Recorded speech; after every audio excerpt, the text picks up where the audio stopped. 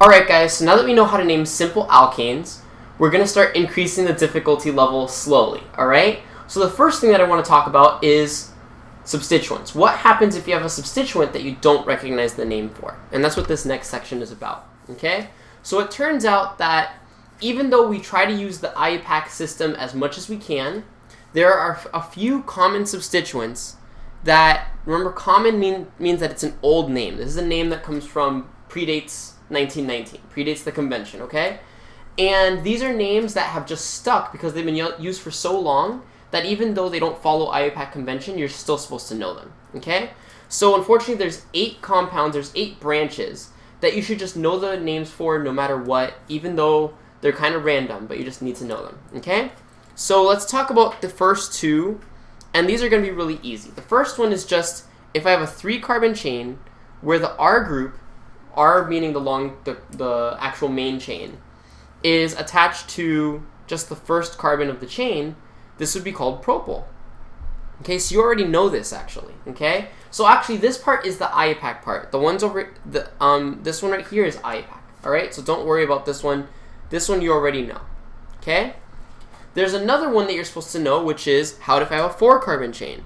If I have a 4-carbon chain and it's attached right there, then that one would be called butyl. Okay, so these are easy. All right, propyl and butyl, that has to do with the IUPAC nomenclature. But then there are a few different ways that we can arrange these substituents. So imagine that I still have a 3-carbon chain, but instead of being attached to the primary position, notice that that would be primary because it's only attached to, if you don't count the R, it's only attached to one other carbon on that substituent. What if you attach it to the secondary position? Okay? Well, then this gets its own name because it's not truly a propyl group. Even though it has 3 carbons, it's attached in a different spot. So this one would be called isopropyl. Okay?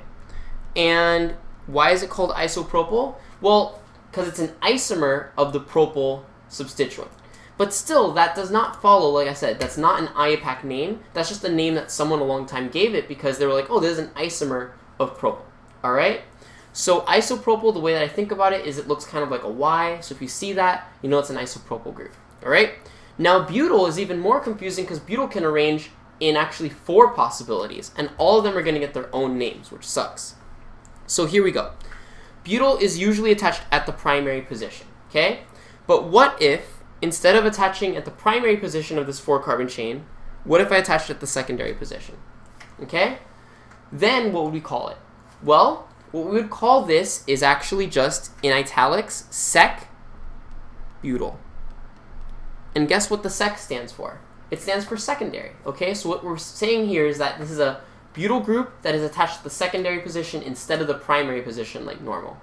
All right?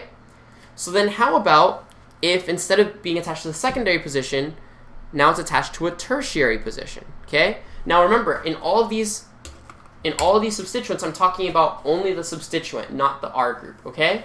So what if it's attached in a tertiary position? Well, then this is going to be called tert-Butyl, okay? And those are 3 really important forms of butyl that you need to know. Butyl, sec-Butyl, and tert-Butyl, okay? Now it turns out that butyl has 4 carbons, so there's even one more possibility, which would be, what if it's still attached at the primary position like normal, but then it has a Y at the end, kind of like isopropyl? Well, then this is going to get its own name, and that one's going to be called isobutyl, okay? So isobutyl looks like isopropyl, except it has this extra CH2 in the middle. All right? So those are our propyls and our butyls. They kind of make sense the way that I'm describing them. Hopefully that will help you memorize them a little bit better. But at the end of the day, this is just simple recognition. You should be able to just know what is what, and you will need to know this for many tests, well into Orgo 2 even, okay? I also want to just say one thing, which is that some textbooks and some professors will use a different letter or use a different notation for propyl and butyl. Instead of just saying propyl and butyl, sometimes they'll say N-propyl and N-butyl, okay? Now, honestly, I have no clue what the N stands for. I don't know what it is. All I know is that N means that it's a straight chain, okay? So sometimes your professor will say butyl, Sometimes maybe your professor says N-butyl. They're the same exact thing. N-butyl just says, hey, this is not isobutyl, this is not sec-butyl, this is a straight chain butyl. All right? Cool. Awesome. So now there's just two more that I want you guys to know, and those are with double bonds. All right? So what if you have a double bond coming straight off of your main chain? So your main chain is really long, you have a double bond coming right off of it. This gets its own unique name that's called vinyl. Okay? And you have heard of vinyl before. Vinyl is a plastic. That plastic is made out of these vinyl double bonds, okay? So the fact that old records are called vinyls actually has to do with this molecule.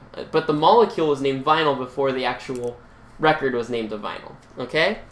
So then let's see, what if you have a double bond, but you're not attached directly to the R group, instead you have a CH2 in between, okay? So it's like a vinyl, but it has an extra CH2.